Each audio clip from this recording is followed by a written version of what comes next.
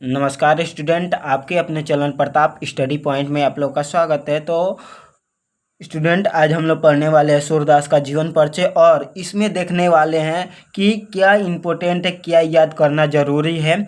और इसमें हम लोग एक पद को अच्छे तरीके से पढ़ के देखेंगे। तो चलिए वीडियो को शुरू करते हैं। और वीडियो क्लिक किया है तो पूरा देख के जाइएगा, इसमें जानकारी आपको ज़रूर मिलेगी, क्योंकि हर वीडियो हम लेके आते हैं बहुत ही अच्छे तरीके से। आप लोग ऐसे ही पढ़ते रहिए, एक एक चीज़ें पढ़ाते जाएंगे हम, ठीक है ना। तो चलिए शुरू करते हैं वीडियो में। तो देखिए कि क्या है, ये सूरदास जी है, ये सूरदास जी है जिनके बारे में आज हम लोग पढ़ेंगे। देखिए कि और वीडियो अंत तक देखिएगा, इसमें क्या इम्पोर्टेंट है और क्या याद करना है और क्या छोड़ना है, ठीक है ना। इसमें आप लोग बताएंगे। देखिए, अष्टछाप के सर्वश्रेष्ठ कवि सूरदास का जन्म वैशाख शुद्ध पंचमी सन 1478 ईस्वी में आगरा से मथुरा जाने वाली सड़क के पास रुनकता नामक ग्राम में हुआ था। अष्टछाप के मतलब होता है आप लोग का कि इसमें 8 कवियों, अष्टछाप अष्ट माने 8, अष्ट माने 8, यानी कि 8 कवियों का, इसमें 8 कवियों को लिया गया है। उसी को क्या किया कहा जाता है, अष्टछाप। कुछ विद्वान इनका जन्म दिल्ली के निकट सिंही गांव में मानते हैं। सूरदास जन्मांध थे। जन्मांध का अर्थ होता है जन्म से ही अंधे थे, ठीक है, या नहीं इस संबंध में अनेक मत है। लोग कहते हैं कि वह, कोई कहता है कि वह अंधे थे और कोई कहता है अंधे नहीं थे। इसके बारे में किसी को सही से पता नहीं है। ये बचपन से ही विरक्त हो गए। ये बचपन से ही विरक्त का मतलब होता है कि सभी से कुछ लगाव ही नहीं रखते थे। किसी को मोह माया नहीं, किसी के अपने पत्नी होती को किसी को नहीं जानते थे, वे किसी को पूछते नहीं थे, वे अपने कामों में बस लीन थे, ठीक है। और गौ घाट पे रहकर बीने के पद गाया करते थे। एक बार बलबचारे गाँव घाट पर रुके।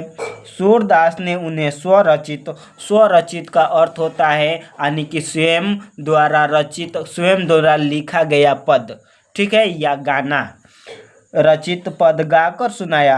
बलबचारे ने उनको कृष्ण की लीला गान करने का सुझाव दिया, यानी कि कृष्ण के लीला के बारे में, कृष्ण जी क्या करते हैं, बचपन में वे क्या किए थे, उसके बारे में उन्होंने उस पे पद गाने के लिए, बनाने के लिए कहा।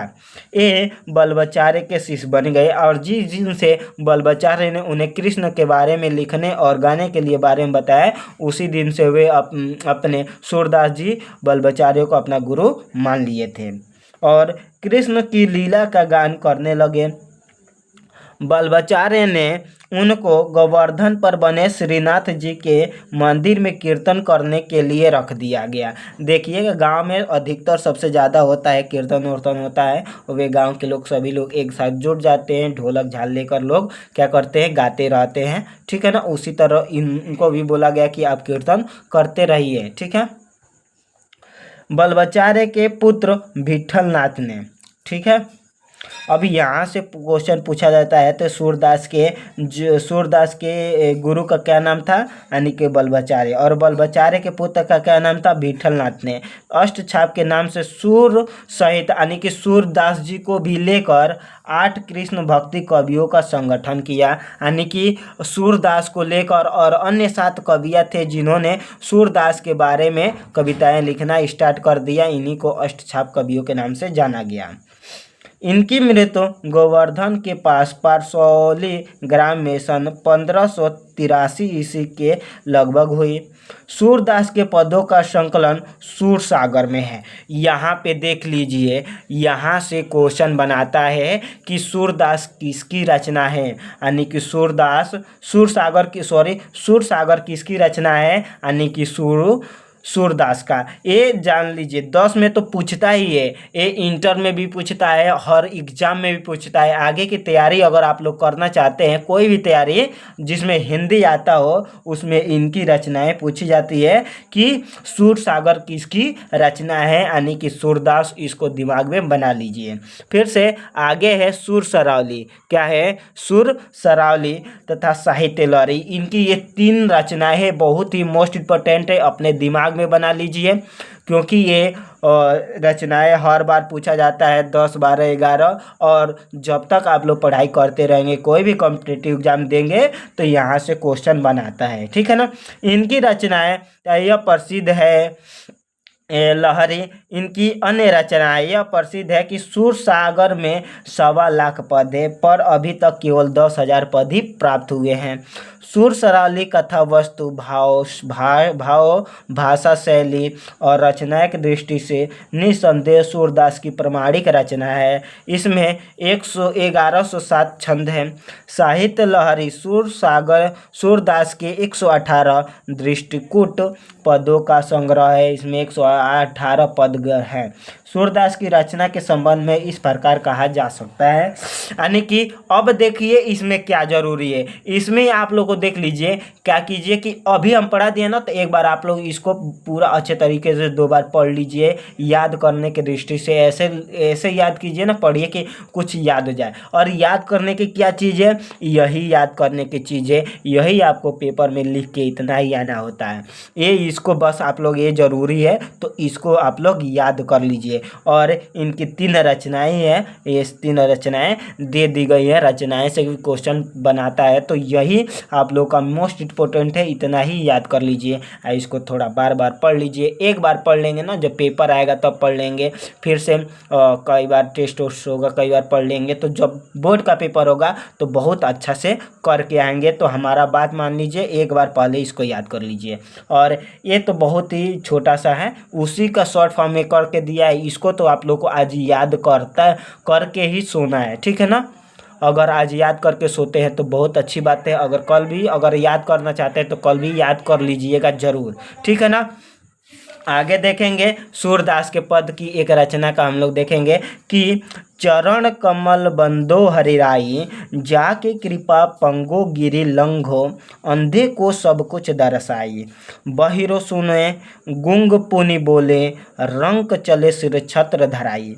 सूरदास स्वामी करुणानमय, बार बार बंदो तिमि पाई, ठीक है ना।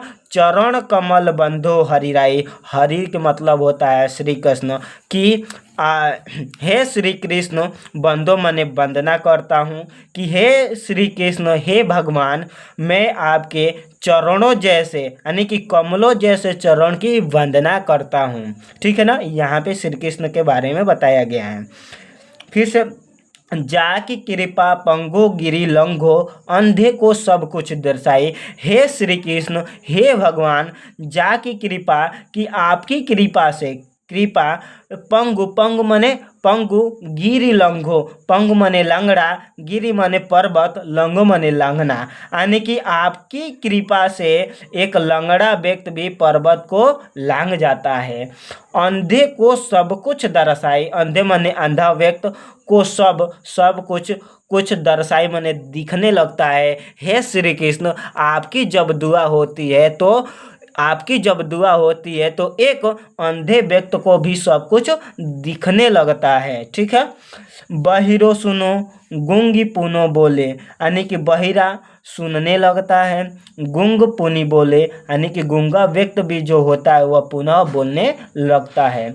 रंक चले सिर छत्र धराई, एक रंक मतलब होता है भिखारी, चले माने चलने लगता है। शिस्त्र, जिस प्रकार एक राजा जब धूप में जाता है या कहीं जाता है तो उसके आगे पीछे जो सैनिक होते हैं या उसके मंत्री होते हैं, उसके आगे पीछे छत्र यानी कि छाता लेके चलते हैं, उसी प्रकार एक भिखारी भी, आप जब आपकी कृपा होती है तो एक भिखारी भी अपने ऊपर एक छाता धारण करके चलने लगता है, ठीक है। एक राजा अपने को मानने लगता है, यानी कि बहुत अच्छा आदमी मानने लगता है।